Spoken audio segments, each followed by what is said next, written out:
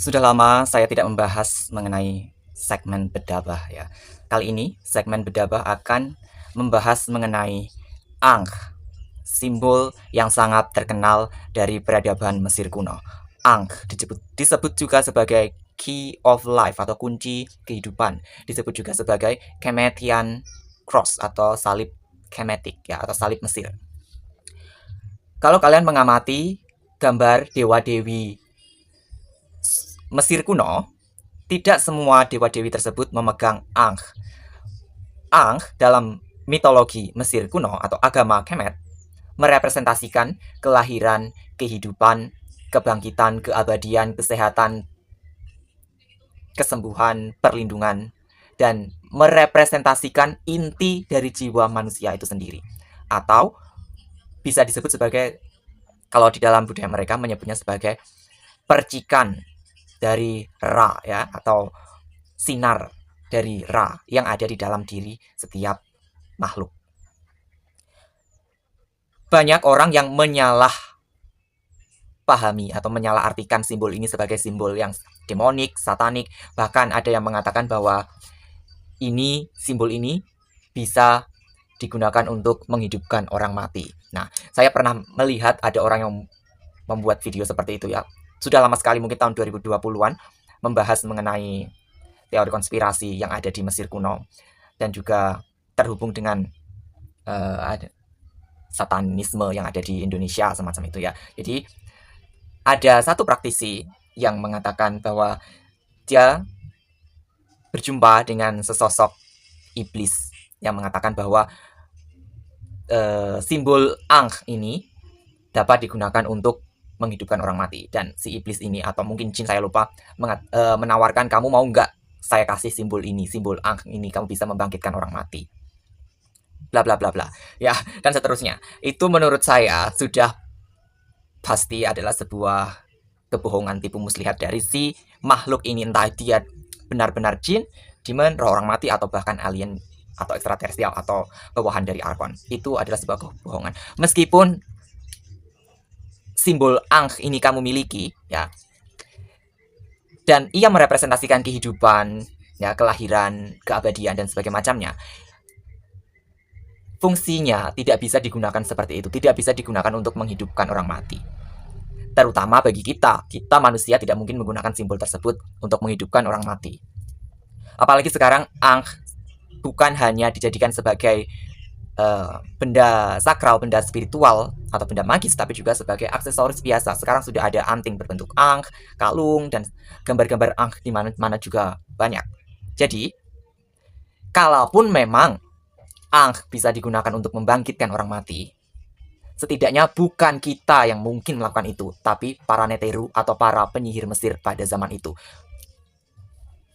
Serta-merta menganggap bahwa simbol apapun itu ya, terlepas dari kita topik hari ini membahas Ankh, mengaitkan simbol tersebut sebagai sesuatu yang demonik ataupun satanik, hanya karena itu bukan simbol yang berasal dari agama konvensional, terutama agama Abrahamik dalam hal ini, yang memang tidak menggunakan simbol. Apalagi kalau agama Abrahamik ini kita bicaranya agama Islam.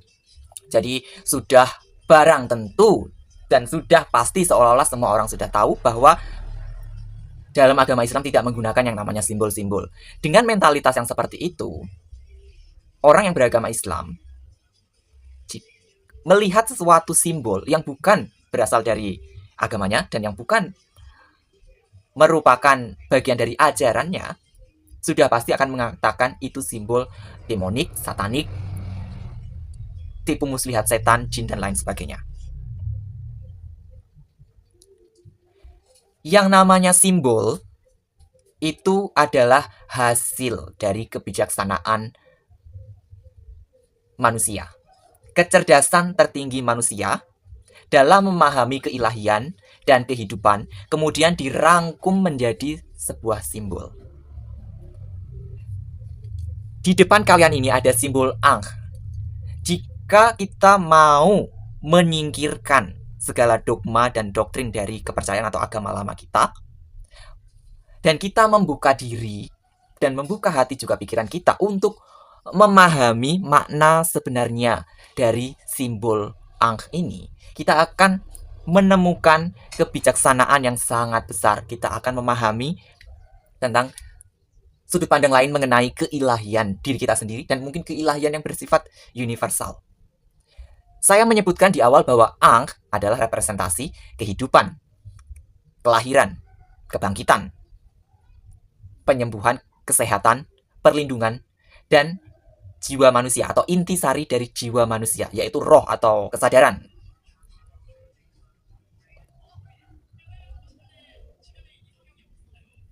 Makna sebuah simbol itu memang bisa subjektif ya, tergantung dari siapa yang menginterpretasikannya. Orang yang beragama Islam akan menginterpretasikan Ankh sebagai mungkin simbol yang satanik, simbol yang demonik, tipu muslihat iblis, seperti yang dikatakan oleh praktisi tersebut ya, yang saya sebutkan. Saya lupa namanya, karena videonya sudah sangat lama sekali, 4 tahun yang lalu ya. Kemudian orang yang memiliki latar belakang berbeda juga akan menginterpretasikan yang berbeda. Dan apa yang saya jabarkan di sini nantinya adalah gabungan dari pemahaman asli dari Mesir kuno ya dan interpretasi saya sendiri. Jadi kalian tidak perlu menganggap itu sebagai kebenaran, tapi hanya sebagai referensi. Kalian bisa menemukan interpretasi kalian sendiri, menemukan gnosis kalian sendiri mengenai makna simbol Ankh ini. Sekarang kita memasuki bagian kedua dari pembahasan mengenai simbol Ankh. Di depan kalian sudah ada simbol Ankh, tapi yang sudah dipreteli ya, sudah dipisahkan. Apakah ada yang merasa familiar dengan gambar ini? Ya, ini adalah dalam aksara Yunani kuno adalah simbol omega, sedangkan ini adalah simbol iota. Tapi omega ini artinya apa? Omega secara spiritual diartikan sebagai sebuah akhir atau kesempurnaan. Ya. Kemudian iota, aksara iota merepresentasikan hal-hal kecil yang tidak pernah berubah. Hal-hal kecil yang menjadi alasan atau fondasi sebuah keberadaan, sebuah pemahaman, sebuah kehidupan. Itu kalau dimaknai sebagai aksara Yunani kuno ya, iota dan omega. Kalau dirangkai, maka simbol Ankh, kalau diinterpretasikan menggunakan aksara tersebut, maka artinya adalah dengan kita fokus pada hal-hal kecil yang mendasari atau menjadi fondasi kehidupan dan fondasi keberadaan dari kita atau kehidupan kita, maka itu akan membawa kita kepada tujuan akhir kita, kesempurnaan. Nah, untuk mencapai kesempurnaan hidup, ya kesempurnaan hidup secara spiritual dan kesadaran, kita perlu mensyukuri, menikmati, merayakan hal-hal kecil yang remeh-temeh dalam kehidupan kita. Seperti itu ya. Kemudian kalau kita membedahnya lagi, sebenarnya ini adalah simbol Lingga Yoni versinya orang Kemet ya, versinya orang Mesir kuno. Jadi hampir semua peradaban itu punya versi Lingga Yoninya mereka masing-masing ya. Di Mesir kuno itu Lingga Yoninya disimbolkan seperti ini. Ya, ini adalah Yoni. Ini Lingga. Dan Yoni ini kalau di dalam budaya Mesir kuno mirip seperti bentuk rahim manusia maupun rahim sapi ya. Sedangkan ini mirip seperti falus atau penis ya, seperti itu ya. Baik penis dari manusia maupun penis dari binatang. Lingga Yoni. Lingga di sini dikuasai atau disimbolkan sebagai dewa Min. Kalau kalian cari dewa Min itu dewa yang penisnya ereksi ya. Kemudian Yoni ini direpresentasikan Dewi Mesehnet, Dewi yang mengatur kelahiran. Saya tambahi sedikit mengenai Lingga Yoni ya. Lingga Yoni versi Mesir kuno ini, omega adalah sebenarnya adalah simbol rahim manusia atau rahim dari sapi. Ya, artinya itu adalah awal mula. Ya, ini berkaitan dengan asal usul manusia atau asal usul kehidupan. Benih kehidupan itu diawali dari yoni atau rahim. Kemudian air kehidupan, ya, di sini air kehidupan berasal dari lingga atau falus atau penis. Ketika benih kehidupan dan air kehidupan itu menyatu, maka terciptalah kehidupan secara utuh, secara sempurna. Nah, tadi di awal saya menyebutkan bahwa ini omega atau apa tadi? Yoni di dalam agama Mesir kuno disebutnya sebagai Mesehnet.